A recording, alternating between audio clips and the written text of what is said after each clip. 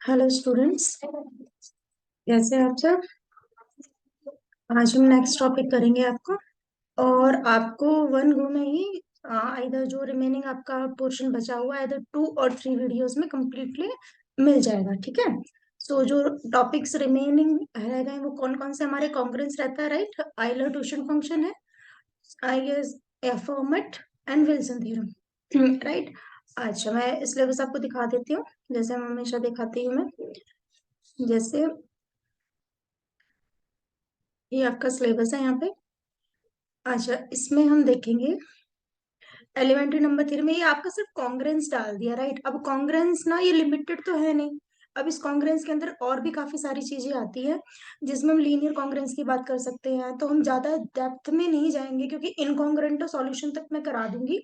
और इसी के अंदर हम चाइनीज रिमाइंडर थ्योरम भी पढ़ेंगे, because this is also a part of congruence. So congruence में हम लीनियर तक जाएंगे, डाइफाइनटाइन इक्वेशंस भी कर लेंगे इसके अंदर।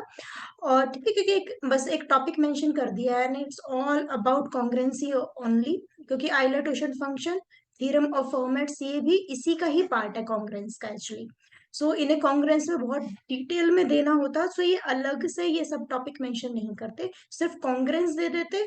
तो फिर हम इनके साथ और भी चीजें जो हम पढ़ने वाले वो तो कवर करते ही, और भी बहुत वाइड एरिया है वो भी कवर करना पड़ता है। लेकिन अभी हम कॉन्ग्रुएंस की जो बेसिक है, जितना रिक्वायर है उतना हम सारा करेंगे। इसकी प्रॉपर्टीज है, डाइफेंटाइन इक्वेशंस है, वो सारा हम कर देंगे। पीडीएफ मैंने आप लोगों को शेयर, मतलब मैं कर दूंगी, या जब तक ये वीडियो आपको मिलेगी आपको ऑलरेडी मिल चुकी होंगी, राइट।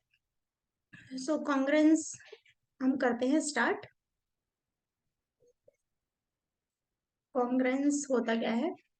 अच्छा, कुछ स्टूडेंट होंगे जिनको थोड़ा आइडिया होगा, इसमें आता भी होगा, और कुछ ऐसे होंगे जिनको बिल्कुल भी आइडिया नहीं होगा इस टॉपिक का। So need not to worry, आप थोड़ा सा इसको कनेक्ट करके चलिएगा, कोई ज्यादा बड़ी चीज नहीं है। अच्छा है, प्योर मैथमेटिक्स है। जैसे आपको डिविजिबिलिटी, इट्स, जब हम कॉन्ग्रुएंस की बात करते हैं तो कॉन्ग्रुएंस होता क्या है, आपको अपने माइंड सेट कैसे रखना है ये देख लें।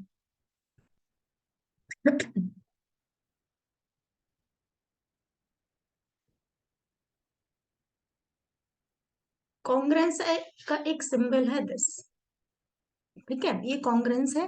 जिसे कॉन्ग्रेंट भी बोल सकते हैं, लेकिन कॉन्ग्रुएंसी ही है। सो इससे हमें कंफ्यूज नहीं होंगे। अच्छा, कॉन्ग्रुएंस होता क्या है। नॉर्मल जब हम यूक्लिडियन एल्गोरिथम की बात करते हैं, वहां पे हमने एक रिजल्ट भी पढ़ा था, यूक्लिड थ्योरम, जो मैंने एक एमसीक्यू कराया था, इसकी यूज कहाँ पे होती है। तो उसमें एक स्टेटमेंट था, टू सॉल्व डाइफेंटाइन इक्वेशंस। तो Diophantine equation is a type of congruency actually. So indirect way में यूक्लिड एल्गोरिथम का हम कहीं ना कहीं माइनर लेवल पे यूज करते रहते हैं।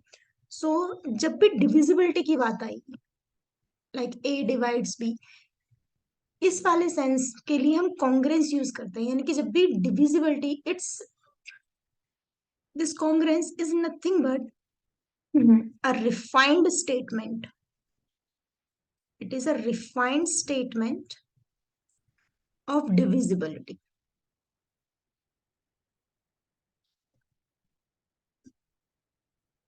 राइट, डिविजिबिलिटी है भैया, ठीक है, डिविजिबिलिटी। अब इसका मतलब क्या है, अब देखो, हम किसी भी नंबर को किसी से भी डिवाइड करेंगे तो कभी रिमाइंडर जीरो भी आ सकता है, कभी कुछ पॉजिटिव भी बच सकता है, विच इज ऑलवेज, ये मैंने यूक्लिड में कराया था, A is equals to B Q plus R, R is remainder. और जो ये हमारे पास जो आर होता है वो किससे हमेशा आइदर इक्वल्स टू जीरो और लेस देन टू, जो भी आपका यहाँ पे डिवाइजर होता है, let us say it is A and B. So always इस वाले नंबर से हमेशा ये छोटा होता है, राइट।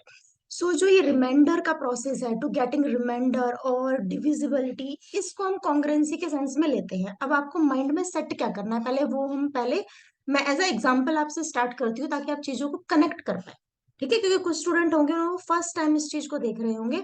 सो आप इसको कर जाओगे ना तो क्वेश्चन इसमें से आ जाना है, क्योंकि और क्या ही पूछ लेना है उसमें, राइट, कॉन्ग्रुएंसी में। सो आप ये सोचो कि सपोज आप अपने माइंड में सेट करो कि भाई ये 10 है, उसको मैंने डिवाइड किया 5 से, तो रिमाइंडर कितना आया आपके पास, जीरो। रिमाइंडर की बात कर रही हूँ मैं, रिमाइंडर कितना आया, 0। अब आपने सोचा सपोज 5 को मैंने 2 से डिवाइड किया, तो रिमाइंडर कितना बचता है आपके पास 1। तो इसको हम किस टाइप से लिखते हैं नंबर थ्योरी में, इसको हम कैसे लिखेंगे? यहाँ पे 10 है, तो जिससे हम डिवाइड करते हैं, वैसे तो अब मुझे लैंग्वेज यूज करनी चाहिए थी 5 डिवाइड्स 10, 2 डिवाइड्स 5, लेकिन डिवाइड्स का इनडायरेक्ट वे में जो हम बचपन से पढ़ते आ रहे हैं उसका क्या मतलब होता है? 10 इज डिवाइडेड बाय 5। तो जो भी नंबर डिवाइड करता है उसको हम लिख लेते हैं मॉडुलो, यानी कि भाई इससे मॉडुलो 5 ही लिख देती हूँ मैं, कि भाई हमें किसी चीज को 5 से डिवाइड करना है। ठीक है, लेटस से मैंने इसको 10 से डिवाइड किया, तो यहाँ पे जो रिमाइंडर है वो कितना आया? 0 आया। ठीक है, ये तो हो गया एक सेंस। दूसरा सेंस इसके तरीके से भी देख लेते हैं, फिर एक और सेंस बताती हूँ इसका। यहाँ पे हमारे पास मॉडुलो कितना है? 2। कि हमने 2 से ही किसको डिवाइड किया? 5 को। और यहाँ रिमाइंडर कितना आया? 1 आया। तो ये तो हो गया लिखने का तरीका। एक बार फिर से समझते हैं कि यहाँ पे आपके पास कोई नंबर है, लेटस से ए, यहाँ पे बी, और यहाँ पे कोई क्वेश्चन, यहाँ पे क्या आया? रिमाइंडर। राइट। अब क्या था यहाँ पे? आपको किस सेंस में देखना है कि भाई बी डिवाइड ए, इस यानी ए बी को डिवाइड कर रहे हैं ना, तो यहाँ पे आप क्या लिख दोगे इसको? Modulo A congruent to remainder R, और यहाँ पे कोई क्या आ जाएगा आपके पास? बी आ जाएगा। ठीक है, सो कन्वीनियंट पे हम इस हिसाब से ले लेते हैं कि A is congruent to B modulo M, ये एक स्टेटमेंट बन जाती है हमारी, मतलब कन्वीनियंट के लिए। ठीक है, यानी कि हम इसको किस टाइप से रिप्रेजेंट कर सकते हैं कि भाई बी यहाँ पे कोई रिमाइंडर आ रहा है और डिवाइड हम एम से कर रहे हैं, और यहाँ पे कोई हमारे पास डिविडेंड ए है। Hope it's clear. लेकिन अब हम नंबर थ्योरी पढ़ रहे हैं तो इसके सेंस में भी हम बात कर लेते हैं। अब देखो, आप इनमें एक चीज यूनिकली ऑब्जर्व करोगे कि जैसे कॉन्ग्रेंट का जो रिमाइंडर बचने का क्या मतलब है। आप यहाँ पे देखोगे कि जो 5 है ना, वो डिवाइड करेगा 10 - 0 को। देखो, यहाँ पे जो 2 है वो डिवाइड करेगा 5 - 1 को। देखो, 2 डिवाइड्स 4, बिल्कुल 2 डिवाइड्स 4 होता है ना, यानी कि हम इसको ऐसे लिख सकते हैं ना, 4/2, तो कंप्लीटली रिमाइंडर कितना आ जाता है? 0। सो इस कॉन्ग्रेंसी का होल प्रोसेस का मतलब क्या है वो समझते हैं। कि सपोज मैं लिख देती हूँ यहाँ पे 5 इज कॉन्ग्रेंट टू 1 मोडुलो 2। ये मैंने लिखा, यानी कि मैंने 2 को 5 से डिवाइड किया तो रिमाइंडर हमारे पास 1 आया। सो इसको हम नंबर थ्योरी के सेंस में लिख सकते हैं 2 डिवाइड्स 5 - 1। ठीक है, ये ऑलवेज ट्रू होगा। अब मान लो मैं इसको नंबर थ्योरी में लिखूं कि भाई मुझे ये इसका मतलब बताओ, A is congruent to B modulo M. So इसका मतलब हो गया आपके पास एम डिवाइड्स ए माइनस। ठीक है, अच्छा एक और बात, मान लो ये एम ए माइनस बी को डिवाइड कर रहा है, तो माइनस ए भी तो इसको डिवाइड करेगा। यानी कि जब 2 4 को डिवाइड करता है, तो -2 भी तो 4 को डिवाइड करेगा। सो हम इसको ऐसे भी लिख सकते हैं B - A, वो एक ही सेंस बनेगा हमारे पास, यानी कि। लेकिन बाय डिफॉल्ट हम पूरी नंबर थ्योरी में इसी स्टेटमेंट को लेके चलते हैं। ठीक है, क्योंकि इसी में ही हम ये भी इंक्लूड मान के चलते हैं कि भाई माइनस वाला केस भी इसमें इंक्लूडेड, ये चीज आपको हमेशा सोच के चलनी है। सो इसके एक दो एग्जाम्पल ले लेते हैं ताकि आप बता सको। जैसे यहाँ पे मैं लिख देती हूँ कि भाई यहाँ पे 12 है इज कॉन्ग्रेंट टू मॉडुलो 3। यहाँ पे है 15 इज कॉन्ग्रेंट टू मॉडुलो 4। ठीक है, तो यहाँ पे आप क्या करोगे? 3 से इसको डिवाइड करके देखो। माइंड में ये चीज हमेशा चलती रहनी चाहिए कि मतलब क्या चल रहा है। भाई 12 को इससे डिवाइड किया, कितना है? कंप्लीटली डिविजिबल है, यानी कि 12 को हम 3 से डिवाइड करेंगे कंप्लीट, तो रिमाइंडर कितना आना है? 0। 4 और 15, 4 डिवाइड्स 15, तो रिमाइंडर कितना आएगा? 4×3 = 12, 4×4 = 16 पे जाएगा, यानी कि 4×3 = 12, 3, यानी कि रिमाइंडर कितना बचेगा आपके पास? 3। अब यहां से फिर से देखो, अब हम क्या कहते हैं यहाँ पे कि भाई m divides a minus B होता है। यहाँ पे a is congruent to b modulo m है, तो यहाँ पे m आ गया, तो यहाँ पे हमारा ये a है ये b है, तो 12 - 0, तो यहाँ m कितना था? 3 डिवाइड्स 12, बिल्कुल बिल्कुल करेक्ट है। यहाँ पे 4 डिवाइड्स 15 - 3, दैट इज 4 डिवाइड्स 12। ये भी करेक्ट है। सो ये हो गया आपका कॉन्ग्रेंट का हमेशा एक सेंस हो गया। ठीक है, होप इट्स क्लियर। अब काफी सारी चीजें हैं। अच्छा, अब देखो इसी में ही हम एक स्टेटमेंट और लिख सकते हैं। नेगेटिव के सेंस में हम कैसे लिख सकते हैं इसको? मैं बिल्कुल ऐसे समझा रही हूँ जैसे बिल्कुल एक स्टार्टिंग क्लास से पढ़ाते हैं ना बच्चों को, जिसने कभी कॉन्ग्रुएंसी का रूल भी नहीं समझा होगा, फिर हम थोड़ा सा हायर लेवल पे जाएंगे। मैंने इसको लिखा 15 मॉडलो 4 था, 2 था, शायद 4 था, 4 थी, 12 थी, ये है यहाँ पे। ठीक है, अब हमने ये देख लिया 4 divides 15 minus 3 that is 4 divides 12। बिल्कुल, एक तो हो गया ये तरीका। एक और हम क्या इसमें कुछ और कर सकते हैं? यहाँ पे देखो कि यहाँ पे मान लो 16 हो जाए, या माइनस के सेंस में क्या हम इसको लिख सकते हैं? 15 इज कॉन्ग्रेंट टू -1 मॉडुलो 4। क्यों है देखो, मान लो मैं इसको लिखूं 15 डिवाइड, रूल क्या कहता है, m divides a minus B. तो a हमारे पास 15 है, माइनस ऑफ b कितना हो जाएगा, -1। सो 4, 15 माइनस माइनस प्लस 1, 4 डिवाइड्स 16। तो दिस इज ऑल्सो ट्रू। ठीक है, सो 15 ऑल्सो कॉन्ग्रेंट टू -1 मॉडुलो 4। और आप वैसे भी देखोगे तो देखो, इसको इधर लेके गए तो कितना आएगा, +1, कॉन्ग्रेंट टू 0 मॉडुलो, यहाँ पे आ गया 16, 0 मॉडुलो 4। ये हम स्टेप से कर सकते हैं। ठीक है, सो होप इट्स क्लियर। देखो इसको, ये मतलब we are allowed to do that, हमेशा ये अलाउड है हमें ऐसा करना। अब देखो हमने यहाँ पे किया तो 15 माइनस 3 हो गया, ये 12 हो गया। और ये क्या है, रिमाइंडर कितना आना है हमारे पास, 0 आना है इसका, क्योंकि 4 इसको कंप्लीटली डिवाइड करेगा और यहाँ पे तो हम रिमाइंडर लिखते हैं। ठीक है, तो इन चीजों का थोड़ा ध्यान रखना। तो कई बार क्या होगा, हमें क्वेश्चन सॉल्व करने के लिए इस नेगेटिव सेंस में सोचना पड़ेगा। हालांकि आंसर इससे भी निकलना है, ऐसा नहीं कि आंसर इससे नहीं निकलेगा, लेकिन नेगेटिव में भी हमें कई बार सोचना पड़ सकता है कि नेगेटिव वैल्यूज में, सॉरी नेगेटिव नहीं सोचना, नेगेटिव वैल्यूज में हमें सोचना पड़ सकता है। तो इन चीजों का थोड़ा ध्यान रखना है। अच्छा, अब कुछ प्रॉपर्टीज है इसकी, वो प्रॉपर्टी भी कर लेते हैं।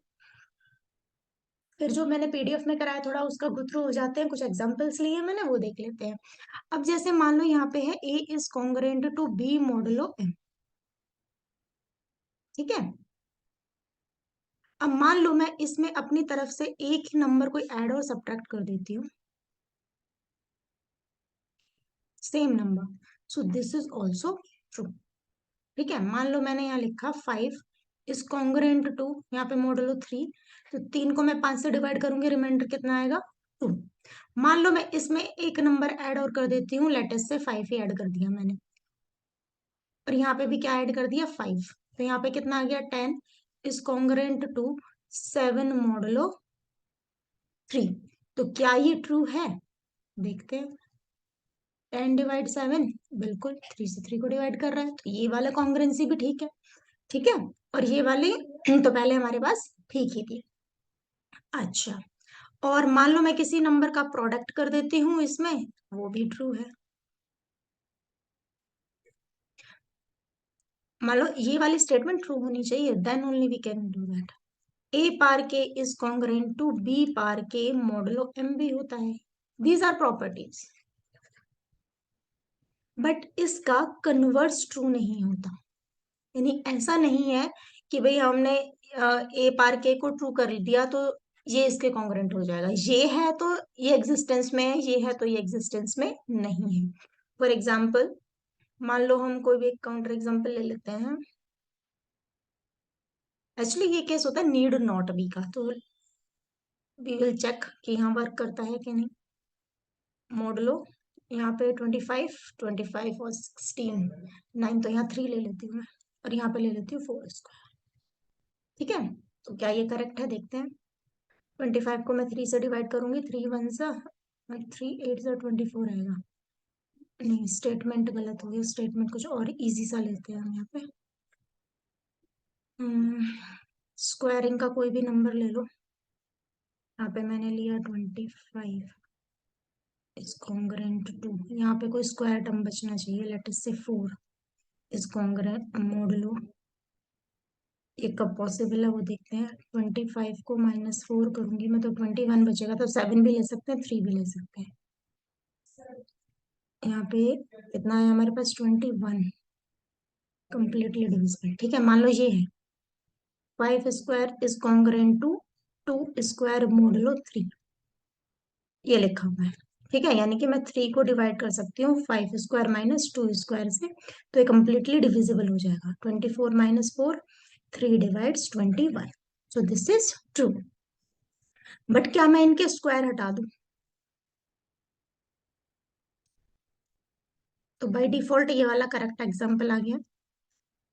इसको मैं डिवाइड करूंगी तो रिमाइंडर 2 ही आएगा, पर this is need not be case actually. एक और काउंटर एग्जाम्पल लेना पड़ेगा जिसमें ये ट्रू हो जाए, ये वाली स्टेटमेंट। इसलिए जो नीड नॉट भी होता है उसको हम परफेक्ट नहीं मान सकते ना, तो यहाँ पे तो ये ठीक आ गया। एक और कुछ चेक कर लेते हैं।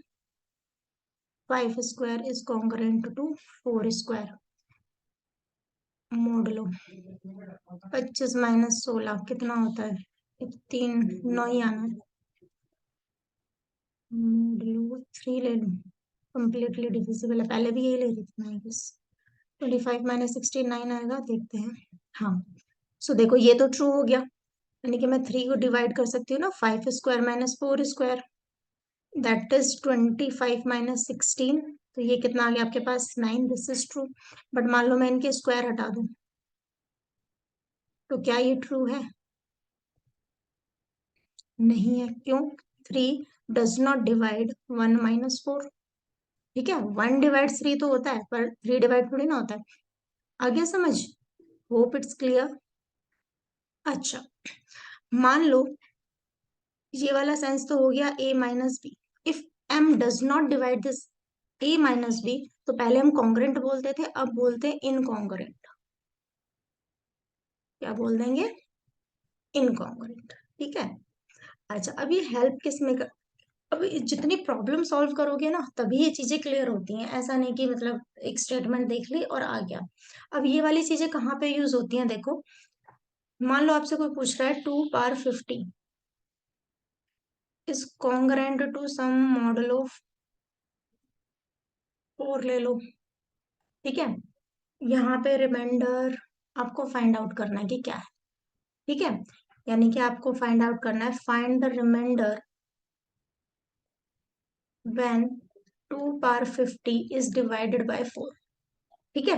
अच्छा, एक काम करते हैं, ये इसी टाइप का एक मैंने उसमें भी डाला है आपके नोट्स में, मैं सेम क्वेश्चन करा देती हूँ आपको। It will be easy for you, otherwise दोनों से आंसर तो आ ही जाना, कोई ज्यादा बड़ी चीज तो है नहीं। आई शो यू, वेट, कौन सा क्वेश्चन हमने कराया है। तो मैंने कराया होगा, देखते हैं। सेम क्वेश्चन ही हो जाएगा ना, ये देखो मैंने सारा करा दिया, जो भी समझाया है वही चीजें हैं विद काउंटर एग्जाम्पल। अच्छा, मैंने डिवाइडेड बाय 7 वाला समझा रखा है, तो ठीक है 7 वाला समझा देते हैं, क्या दिक्कत है।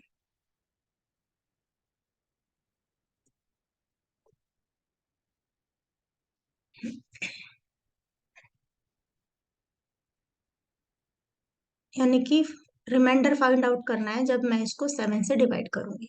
तो इनडायरेक्ट वे में इसका मतलब क्या है कि 250 इज कॉन्ग्रेंट टू, यानी कि यहाँ पे क्या रिमाइंडर होगा जब ये मॉडल और 7 हो जाएगा। राइट। आगे आगे आप इनके कुछ शॉर्टकट ट्रिक्स भी देखेंगे जब हम आइलैंड फंक्शन पढ़ेंगे। ठीक है, पर ये वाला क्वेश्चन इसी मेथड से होना है। या फिर ये होता है हमारा बाइनोमियल्स है विच इज टू लेंथी, वो तो सोचना भी नहीं एंट्रेंस में करने के लिए। ठीक है, सो ये पावर 50 है। अब इसको हम देखते हैं कैसे है। अब देखो इन क्वेश्चन की स्टार्टिंग कहाँ से करनी होती है हमें। सबसे पहले ये है 2 पावर 50, तो हमें सोचना है कि भाई यहाँ पे तो 7 है, तो 2 की पावर में कुछ ऐसा नंबर लो जो एटलीस्ट 7 से तो थोड़ा बड़ा हो जाए। तो हम लिखेंगे 2 cube, that is 8 is congruent to modulo 7। Remainder क्या आना है हमारे पास? 1। ठीक है, यानी यहाँ पे हमारे पास 8 इज कॉन्ग्रेंट टू 1 मॉडलो 7। 7 को 8 से डिवाइड करोगे तो रिमाइंडर बचेगा 1। ठीक है, ऑल राइट। अब क्या करना है, अब हम यहाँ पे जब 1 ही आ गया तो यह वैसे ही हमारे लिए इजी हो जाना है। हम इसकी कितनी भी पावर रेज करें, बिकॉज अभी हमने पढ़ा है कि a is congruent to b modulo m, then इसकी मैं कितनी भी पावर रेज कर दूं वो इसी के कॉन्ग्रेंट होती है। So we are allowed to do that, right. So यहाँ पे मैंने इसकी पावर रेज कर दी, यहाँ पे 50 है ना, सो 16 थी 48, तो मैंने दोनों साइड 16 पावर रेज कर दी, कर सकती हूँ, क्योंकि 3 के मल्टीपल में है ना हमारा आंसर। तो यहाँ आ गया 2 power 48 is congruent to 1 modulo 7। All right, लेकिन हमें तो यहाँ 50 बनाना है। ठीक है, अब 50 बनाना है तो हमें क्या करना पड़ेगा यहाँ पे, और 2 की 2 पावर चाहिए, क्योंकि यहाँ पे तो 3 का मल्टीपल है, कभी 50 आता नहीं, यहीं पे रेज कर लेते। सो हम यहाँ करेंगे, इधर भी 2 पावर 2, ये वाला भी हम कर सकते हैं, 2 स्क्वायर इंटू 1 मॉडुलो 7। ये वाला क्यों, सिंस मैंने ए के अंदर कुछ सी का मल्टीप्लाई किया, तो यहाँ पे भी हम मल्टीप्लाई कर सकते हैं, and this remain same, congruent, तो वो भी कॉन्ग्रेंट होता है। तो ये आ गया 2 power 50, this is congruent to 2 2 4 modulo 7। So remainder कितना आ गया आपके पास, 4। This is your answer. Okay, एक फैक्टोरियल वाला क्वेश्चन आता है, 1 factorial, 2 factorial, 3 factorial plus so on till 100 factorial. So what is the remainder when it is divided by, let us say 5 ले लो, 4 ले लो, तो 5 ले लेती हूँ, कि मैंने इसको 5 से डिवाइड किया तो रिमाइंडर क्या होगा। सो एक्चुअली ये तो बहुत इजी तरीके से भी हो सकता है, 5 तक सारी पावर ओपन कर दो, बाद की सारी जीरो ही हो जानी है रिमाइंडर, क्योंकि 5 के मल्टीपल में आ जाएगा। लेकिन हम इसको इस तरीके से कैसे कर सकते हैं, तो सबसे पहले देखो, 1 factorial is congruent to 1 modulo m, क्योंकि 1 फैक्टोरियल 1 होता है, 5 से डिवाइड करो तो रिमाइंडर तो 1 ही बचेगा ना। 1 को मान लो मैं 5 से डिवाइड करूँ तो 1 ही रिमाइंडर बचना है, ना जाने की जीरो वगैरह पॉइंट में तो आंसर निकालना नहीं है, तो रिमाइंडर 1 इटसेल्फ। 2 फैक्टोरियल यानी कि 2, तो रिमाइंडर 2 ही बचेगा। 3 फैक्टोरियल कितना होता है हमारे पास, 6, तो यहाँ पे कितना आ जाएगा, 1 मॉडुलो 5 आ जाएगा। 4 फैक्टोरियल कितना होता है हमारे पास, 24, और यहाँ पे मैं 5 को 24 से डिवाइड करूंगी तो 4 मॉडुलो 5 आ जाएगा। ठीक है, अब किया 5 फैक्टोरियल से, 5 फैक्टोरियल कितना होता है हमारे पास, 120, 120 को मैं 5 से डिवाइड करूंगी तो कितना आएगा रिमाइंडर, 0। 6 फैक्टोरियल कितना होता है, वही 5 फैक्टोरियल इंटू 6 डिवाइडेड बाई 5, तो ये कंप्लीटली डिवाइड कर देगा इसको, या यहाँ पे लिख भी सकते हो, बारिश में बात है, 720, तो कंप्लीट डिविजिबल हो जाएगा 5 से, तो रिमाइंडर 0। सो आगे जितनी भी पावर है उनमें फैक्टोरियल से सम में रिमाइंडर कितना बचेगा, 0। सो हमारे पास क्वेश्चन बचता है सिर्फ इतना। अब इसकी प्रॉपर्टी क्या होती है देखो, यहाँ पे हम ऐड कर देंगे 1 factorial, 2 factorial, 3 factorial up to 100 factorial is congruent to, जितने भी रिमाइंडर्स हैं उनको ऐड करते चलो, दिस इज सब प्रॉपर्टी, प्लस 0 0 0, और कितना, under modulo 5। This is congruent to कितना आ गया, 4 and 4, 8 मॉडुलो 5। अच्छा, जब भी ये वाला नंबर इससे बड़ा आ जाए, 8 इज ग्रेटर देन 5, तो इसको दोबारा से डिवाइड करो, कितना आ जाएगा, 3। सो आंसर कितना आ जाएगा इसका, रिमाइंडर इज 3। ठीक है, तो इस टाइप से ये वाले क्वेश्चंस हमारे होते हैं। एक बार देख लेते हैं कि हमने कुछ, हमारा कुछ रहा तो नहीं है, जो मैंने आपको पीडीएफ बना के भेजी है।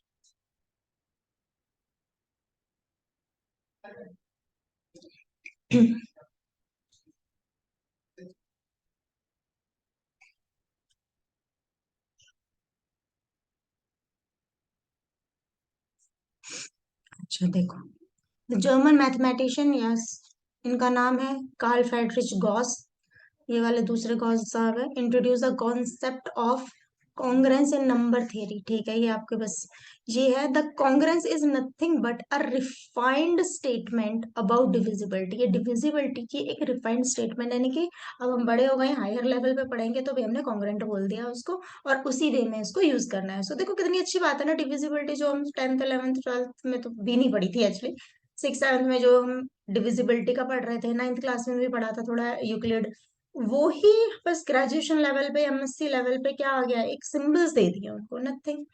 ठीक है, सो कोई ज्यादा इसमें सोचने वाली चीज है नहीं, इजी है बहुत सब्जेक्ट है कोई, मुझे पहले बहुत टफ लगता था ये। क्योंकि मैंने ये पढ़ा था एमएससी में, ग्रेजुएशन में नहीं था मेरी यूनिवर्सिटी में,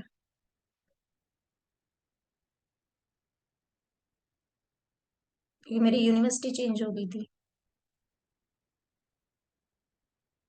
तो पहले मुझे ग्रेजुएशन का पढ़ना पड़ा, फिर एमएससी तक गई, तो फिर कंफर्टेबल हो गई। अच्छा, अब ये वाला स्टेटमेंट है, देखो डेफिनेशन।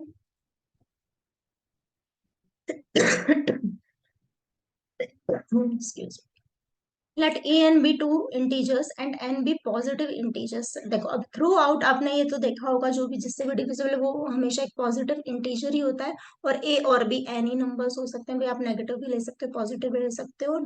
जैसे ये है A is congruent to B model of N. मैंने बताया था ये रिमाइंडर -1 भी आ सकता है ना, बिल्कुल आ सकता है रिमाइंडर -1। ये तो पता है ना कि कैसे आ जाएगा रिमाइंडर -1। फॉर एग्जाम्पल यहाँ पे मान लो मुझे लिखना है 5, यहाँ पे लिखा है 2, तो ये तो मुझे पता है कि भाई 2 2 4 पे रिमाइंडर 1 बचेगा। लेकिन हम एक और सेंस में देखें तो भाई ये कंप्लीटली डिविजिबल हो जाएगा 6 से भी। तो यहाँ पे 5 के पास कितने की कमी है, एक 1 की कमी है ना। तो हम यहाँ पे एक -1 के सेंस में भी इसको ले सकते हैं। ठीक है, नहीं ये तो +1 वाला ही सेंस हो गया, मैंने उल्टा बोल दिया ये। इसको आप ले सकते हो, लेटस से कुछ 7 7 ले लो। ठीक है, 7 ले लो यहाँ पे। तो ये वैसे तो 8 से भी डिविजिबल हो जाएगा, 6 से भी। मान लो हम 6 के सेंस में देखें तो भाई ये एक ज्यादा है, लेकिन 8 के सेंस में देखें तो ये एक कम है ना, तो इसलिए रिमाइंडर -1 भी हम कंसिडर कर सकते हैं। ठीक है, तो माइनस भी आता है। तो ये बस डेफिनेशन याद करनी है आपको, ध्यान रखनी है actually. A and b two integers, n be any positive integer such that n divides A minus B, then A is said to be congruent to B modulo n and a is congruent to B modulo n. ये आपको करते करते वैसे ही पता चल जाता है।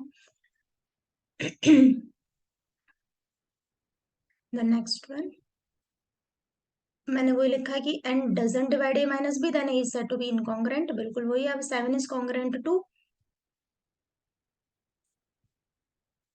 7 is congruent to 2 model of 5। क्यों है ये बताया हुआ है मैंने, क्योंकि 5 7 -2 को डिवाइड करता है। यहाँ पे 3, ये वही सारी चीजें आप देख लेना, मैंने कुछ ये जो एक्सप्लेन किया है बस वही है। बस एग्जाम्पल्स दूसरे ले लिए होंगे और नथिंग एल्स। ठीक है, वही सारी चीजें हैं, वही मैंने A-B वाला समझाया हुआ है। मैं बस ये देख रही हूँ कुछ टॉपिक रह नहीं जाए बस। ये सारा AB plus need not be का एक काउंटर एग्जाम्पल लिया हुआ है, स्क्वायरिंग वाला, और 3 और 2 का ले लिया है यहाँ पे। CA ये सारा हो चुका है, ये भी हो चुका है। अच्छा, ये रह क्या होगा, मान लो ये करा दिया मैंने। किसी एक नंबर कांस्टेंट के का मल्टीप्लाई हम मॉडुलस के अंदर भी कर सकते हैं। यहाँ पे तो एक C नंबर है। ठीक है, वो किस सेंस में, ये वाली स्टेटमेंट है, यानी कि अच्छा देखो, ये बस एक सेंस चेंज हो जाता है। मान लो हमने A is congruent to B modulo n लिया, C इज कॉन्ग्रुएंट टू 2, यानी कि 2 हम कॉन्ग्रुएंस की बात कर रहे हैं, तो there is always a relation. ये तो इसी से निकल गया। हम इन दोनों को भी प्रोडक्ट कर सकते हैं, सॉरी BC। ठीक है, ये भी एक पॉसिबिलिटी बनती है, जस्ट एक स्टेटमेंट है। अदरवाइज जो मैंने C का मल्टीप्लाई बताया वो भी कर सकते हैं, we are free to do. यानी कि A C का मल्टीप्लाई किया, रिमाइंडर रिमाइंडर का मल्टीप्लाई किया, सो भी ये कॉन्ग्रुएंसी होल्ड करती है जब 2 कॉन्ग्रुएंस की बात हो रही है। वो मैंने सिंगल कॉन्ग्रुएंस में बताया। यहाँ पे प्लस और माइनस, और यहाँ पे प्लस और माइनस D करते हैं। ठीक है, यहाँ पे कोई कांस्टेंट K है, यहाँ पे स्टेप से हम मल्टीप्लाई करने के लिए फ्री रहते हैं। बस ये है जो स्टेटमेंट है, इनकी लॉन्ग लॉन्ग थ्योरम्स है, वो हमें नहीं करनी है। यस, वेरी इंपॉर्टेंट ये वाला result, important one.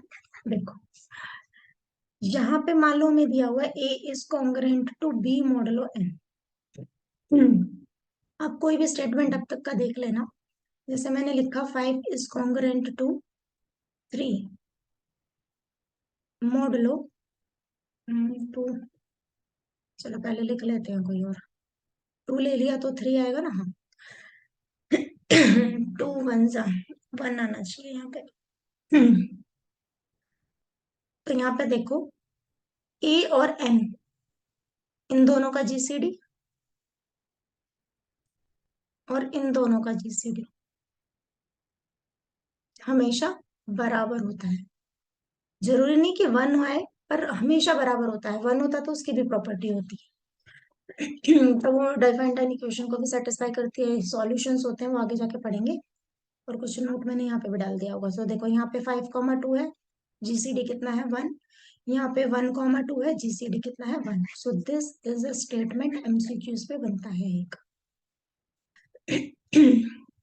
The next one, ये मैंने एक एग्जाम्पल अभी कराया, ये इसी पे एक दूसरा एग्जाम्पल लिया हुआ है, ये मैंने 12 की हेल्प से करवा दिया है, वो मैंने 10 बताया था आपको।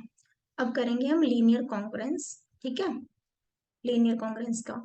अच्छा, लीनियर कॉन्ग्रुएंस का मैंने जितना जरूरी है उतना ही इंक्लूड किया है, बिकॉज बहुत लेंदी है ये। Number of solution lengthy method से मैं फाइंड आउट कराना सिखाऊंगी, एक एग्जांपल मैं आपको सिखा देती हूँ, पर एग्जांपल में आपको जो शॉर्ट चीजें होती हैं वो ही एमसीक्यू बन पाएंगी इसमें। सो उस पर थोड़ा मेनली ज्यादा फोकस करेंगे, राइट। अब लीनियर कॉन्ग्रुएंस क्या होता है वो हम देखेंगे, कुछ चीजें समझा देती हूँ मैं आपको। तो मैं इसका जो शॉर्टकट वाला पार्ट है ना वो आपको जरूर समझाऊंगी, जिसकी हेल्प से आप कर लो चीजों को।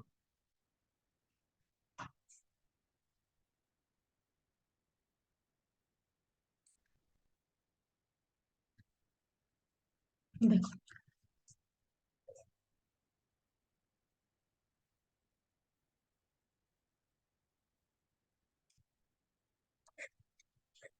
लीनियर कॉन्ग्रुएंस, लीनियर कॉन्ग्रुएंस होता है, मान लो यहाँ पे एक एक्स वेरिएबल आ जाए, is congruent to some b modulo n, ठीक है। यानी कि find the value of x such that this is congruent to B modulo m. अब इसका मतलब क्या है, देखो,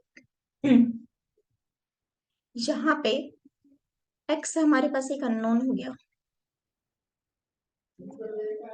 ए एंड बी एनी इंटीजर्स हो गए, और एम क्या हो गया, हमेशा एक पॉजिटिव इंटीजर होता है बिकॉज ये मॉडल। अब हमें एक्स फाइंड आउट करना है। अब एक्स फाइंड आउट करने के लिए there are lot of methods, और इसका एक स्टैंडर्ड पैटर्न भी है, लेकिन हम एक शॉर्टकट पैटर्न से इसको करेंगे जो एग्जाम में आपकी हेल्प करेगा, ठीक है। अच्छा, इससे पहले एक और चीज, यहाँ पे पहले हम क्वेश्चंस देखते हैं कि किस टाइप के बन सकते हैं। टू इज कॉन्ग्रुएंट टू लेटर से वन मोड लो कोई टू है, इस टाइप से। तो सबसे पहले हम hit and try method use कर सकते हैं इसमें, यानी कि इसमें हिट एंड ट्रायल मेथड। देखो, हिट एंड ट्रायल मेथड से क्या होगा कि इसके one and only one solution निकलेगा हमसे।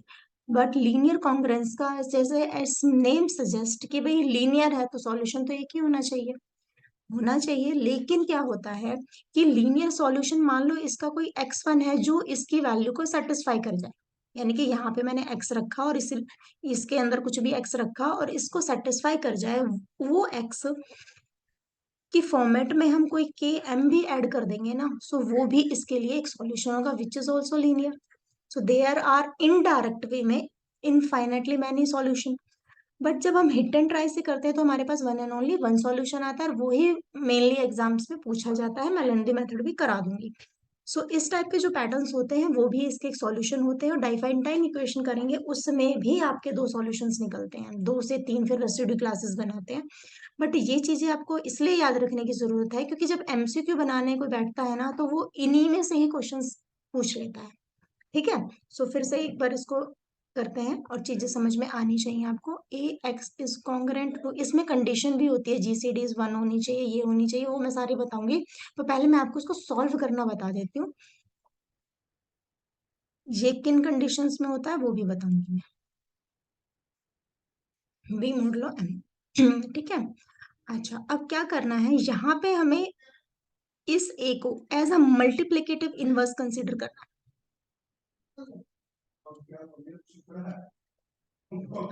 मल्टीप्लिकेटिव इनवर्स, आपको नोट्स ना बनाने पड़े, लेंदी लेंदी ना लिखना पड़े, इसलिए मैंने पीडीएफ बनाई है। बिलीव में बहुत एफर्ट्स लगते हैं उसमें, ऐसा ही नहीं कि बन जाते हैं। आप भी टीचर्स होंगे कुछ, और कुछ टीचर्स बनने जा रहे हैं, सो आपका टाइम कंज्यूम ना हो इसलिए मैंने ये स्टेप उठाया है, ठीक है। सो इस वाले लेक्चर के लिए 5 क्लासेस भी कम थी, बार बार बार बार कराना मुझे पता है ना, पर फिर भी कोशिश जारी है। अब इसमें क्या है, मल्टीप्लिकेटिव इनवर्स, मैं भी थोड़ा फ्री रहती हूँ अपना, फ्री पढ़ाने के लिए, नहीं तो मुझे यहाँ हेडिंग 1 1 2 2 पूरा पढ़ाना पड़ता है, यू कैन अंडरस्टैंड, राइट।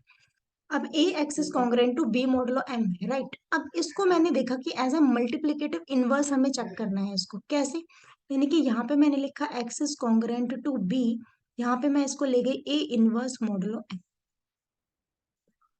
मुझे ये काम करना है इसमें, ठीक है। अब ये ए इनवर्स कैसे निकलेगा हमें वो बताना है। अब इसके लिए हमें लेना पड़ेगा कोई क्वेश्चन। वो क्वेश्चन कैसे लेंगे वो देखते हैं। मैंने जो क्वेश्चन कराए हैं मैं वही करा देती हूँ। सो थोड़ा सा इजी रहता है और कुछ नहीं। आपके लिए आपको भी जाने पहचाने से क्वेश्चन नजर आएंगे और कुछ नहीं, मैं अपनी तरफ से भी अभी बना के करा सकती हूँ। अभी और भी चीजें इसमें समझानी जरूरी है, पर मैं एक क्वेश्चन समझा देती हूँ आपको। ये वाला ले लेते हैं कि ये मैंने अलग पैटर्न से किया हुआ है, जो भी मैं आपको समझाऊंगी अभी मैंने पहले शॉर्टकट बता रही हूँ। ये वाला करा देती हूँ, 4x 4 7 5। ठीक है, 4 7 5।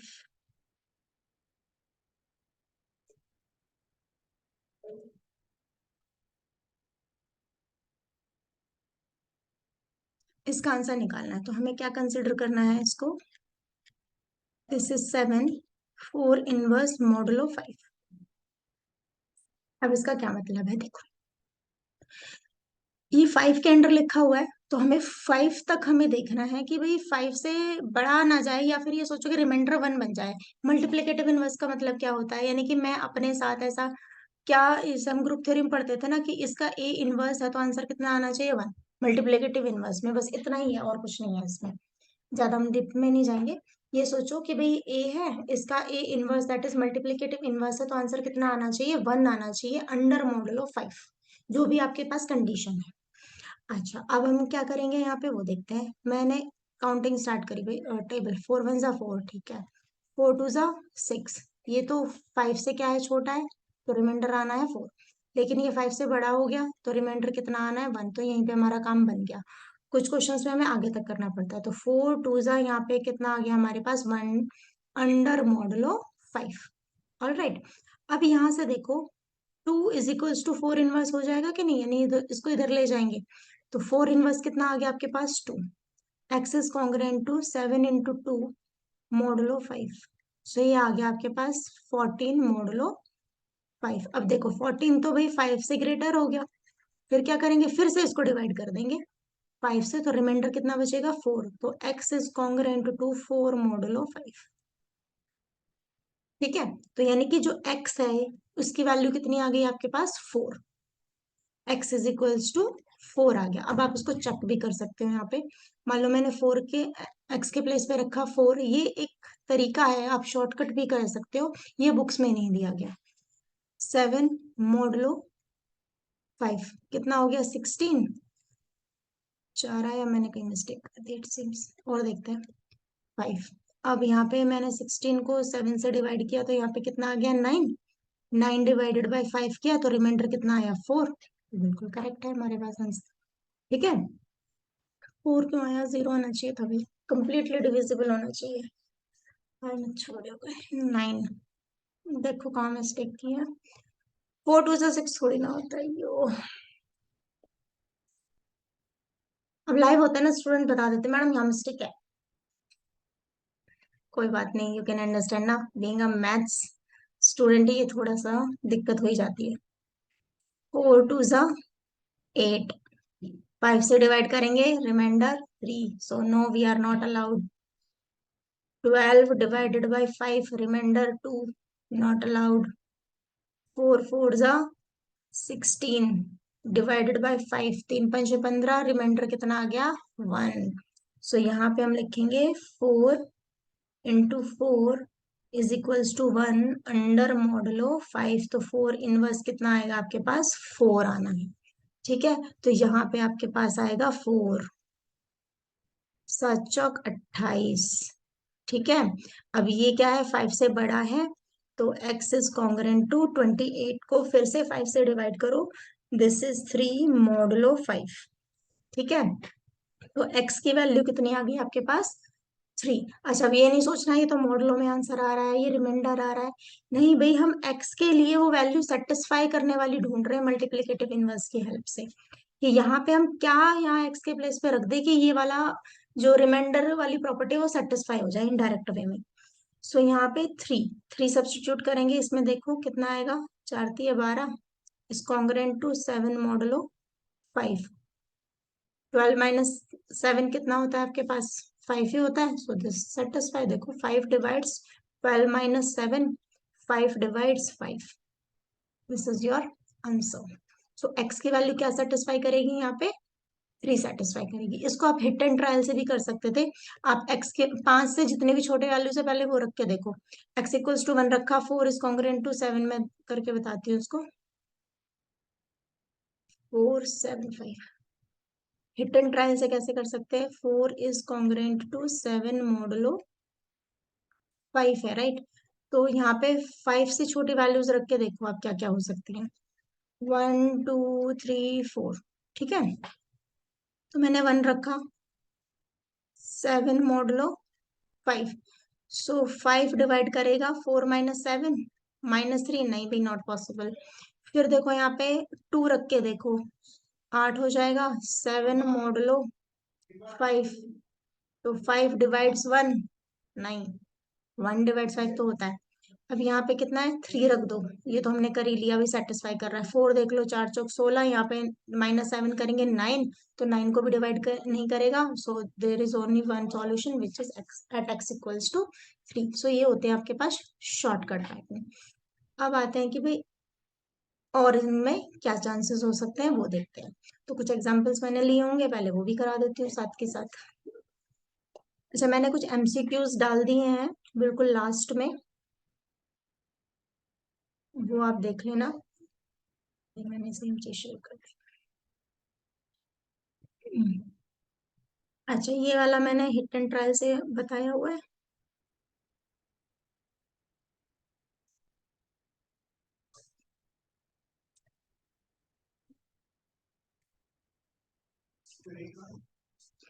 अच्छा, अब आते हैं पहले इसकी थ्योरी पे कि थ्योरी क्या कहती है।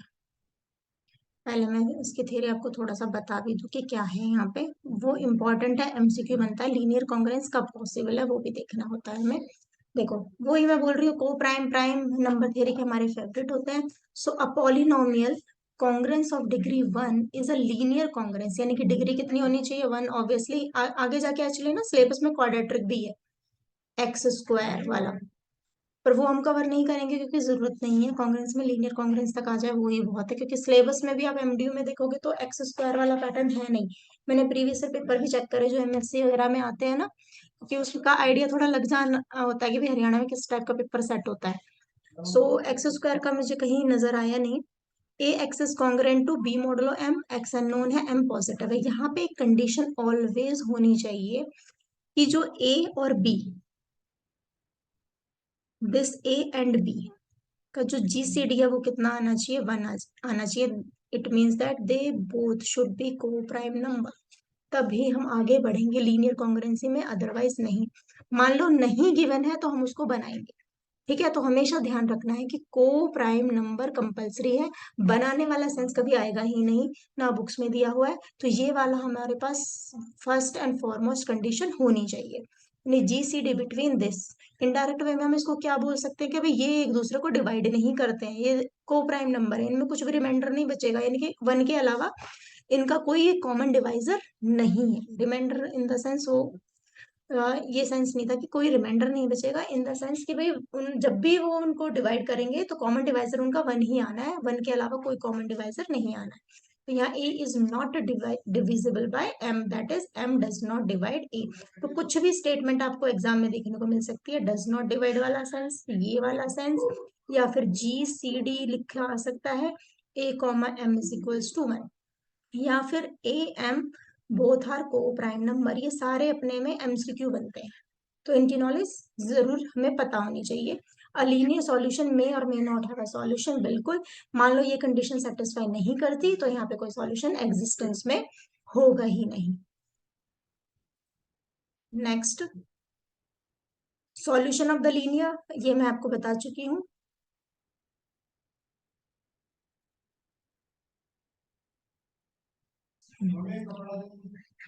is said to be a solution if this satisfy this equation। अभी हमने क्या किया था, x की वैल्यू निकाल के लास्ट में सब्स्टिट्यूट करके देखा था ना कि ये वेरीफाई कर रहा है या नहीं। सो ये वो ही x1 है जो शायद हमारा 4 आया था।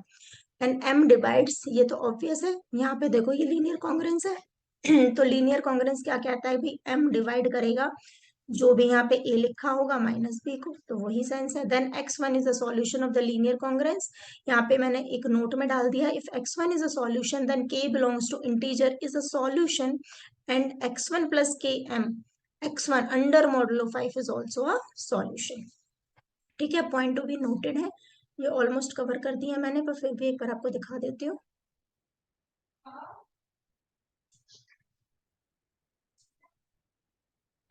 अब आता है बढ़िया वाला जो पॉइंट है, इसमें थोड़ा सा हो सकता है। The linear congruence has a solution if GCD divides B. Solution exists if this। अब देखो वहां पे मैंने क्या क्या बताया आपको, एक तो डिवाइड का सेंस तो आता है, एक को प्राइम का भी सेंस आता है, यानी कि GCD जो आई वो दोनों को डिवाइड करने आनी चाहिए। इसमें थोड़ा सा कंफ्यूजन हो सकता है स्टूडेंट को स्टेटमेंट देखने के बाद। दोबारा से सुनो कि मैंने बोला वहां पे A X is congruent to B modulo M है। सो एक बार तो मैंने बोला भाई ये को प्राइम हो जाए तो सॉल्यूशन एग्जिस्टेंस में है। एम डज नॉट डिवाइड ए हो जाए तो सॉल्यूशन एग्जिस्टेंस में है, ध्यान रहना। एक मैंने क्या बोला कि जो इन दोनों का मतलब इन्हीं से ही मिलके एक प्रॉपर्टी लगा लो मिलके बनी है, कि मान लो इन दोनों का GCD 1 के अलावा कुछ और भी तो आ सकता है। मैंने बोला ना 100% तो कुछ भी नहीं होता, 100% सॉल्यूशन इसका है नहीं। ए एम, मान लो इसका GCD आया कुछ बी, नहीं चलो जो भी GCD है, सपोज डी लगा लो, डी लगा लो, वो किसको डिवाइड करना चाहिए, बी को डिवाइड करना चाहिए। ठीक है, ये तो होना ही चाहिए। ठीक है, लेकिन वो डी से भी डिवाइड करना चाहिए, डी इन द सेंस यानी कि इसका जो GCD है वो बी को डिवाइड करना चाहिए। दोबारा से देखो, इसमें ना बड़ा कंफ्यूजन होता है, जब MCQ आएंगे ना तब तो और ज्यादा होता है। सो दोबारा से सुनो, जो लीनियर कॉन्ग्रेंस है उसमें ए कॉमा एम ये को प्राइम होना चाहिए, इसमें कोई दो राय नहीं है, वो होगा यानी कि एम डज नॉट डिवाइड ए। ठीक है, लेकिन जो इनका GCD होगा, ठीक है, मान लो लेटर से कुछ 5 आ गया GCD, ये फॉर एग्जाम्पल मैं ले रही हूँ, वो जो ये बी है ना उसको भी डिवाइड करना चाहिए, तभी सॉल्यूशन एग्जिस्टेंस में है, अदरवाइज नहीं है। ठीक है, क्योंकि यहाँ पे दो बातें बनती है, एक तरफ तो मैम कह रहे हो कि आप GCD 1 होना चाहिए, एक तरफ आप बोल रहे हो कि भाई कॉमन 1 के अलावा मान लो कोई डी आ जाता तो उसको डिवाइड करना आना चाहिए। तो वट एवर भी GCD इफ डिवाइड्स बी तो सॉल्यूशन एग्जिस्टेंस में होगा। लेकिन जब हम लीनियर कॉन्ग्रेंस की मेन डेफिनेशन की बात करते हैं ना, क्योंकि टाइम के साथ साथ और थ्योरम्स बनती गई ना, उनमें पॉइंट एड्स होते गए, तभी मैंने पॉइंट टू बी नोटेड लिखा, ये चीज ध्यान रखना। तो ये जो ए कॉमा एम जो भी इसकी GCD आएगी वो इस बी को डिवाइड करना चाहिए। मान लो 1 ना जाए तो इस केस में हमें ये पता है कि भाई 1 एंड ओनली 1 यूनिक सॉल्यूशन होगा। ठीक है, 1 एंड ओनली 1 यूनिक सॉल्यूशन होगा। अच्छा, अब इसमें एक और बात है मैडम, जो लीनियर कॉन्ग्रेंस है, तो लीनियर यानी डिग्री 1, सॉल्यूशन तो एक ही होना चाहिए, बिल्कुल होना चाहिए। लेकिन मैंने फिर से बोला कि जो x1 है इसमें के एम टाइप के भी इसके सॉल्यूशन बनेंगे, बट यूनिक कब होगा, जब इसका जो GCD है वो 1 एंड ओनली 1 होगा, और रिमेनिंग में जो भी इनका GCD हो वो बी को डिवाइड करता है, तो हमें ये श्योरिटी मिल जाती है कि भाई हमें सॉल्यूशन मिलने वाला है। ठीक है, अब आगे बढ़ते हैं। अच्छा, अब आते हैं ये चीजें, यानी कि जब यूनिक सॉल्यूशन ना, यानी कि मोर देन 1 2 3, ये वाली जो चीजें हैं ये इंपॉर्टेंट है, ये आपको करनी पड़ेंगी, मैं इसको अभी समझाऊंगी। आज ये हमें करना है कवर, एक दो एग्जांपल मैं समझा दूंगी आपको और बाकी के आपको खुद करना है। ये हिट एंड ट्रायल ये मैंने समझा चुकी हूँ, ये लास्ट वाले पेज पे पहले मैंने इसलिए समझाया था कि आपको ये लगे कि यहाँ पे कुछ इजी चीजें भी एग्जिस्टेंस में है इस चैप्टर में। अच्छा, ये रेसिड्यू वाला बताती हूँ, ये भी इजी है, कोई ज्यादा बड़ी चीज नहीं है। अब आते हैं इनकॉन्ग्रेंट सॉल्यूशन। अच्छा, फिर से एक बहुत ही इंपॉर्टेंट ये वाला स्टेटमेंट, ध्यान से देखना है इसको, ये एक बार समझ आ गया फिर नहीं भूलोगे।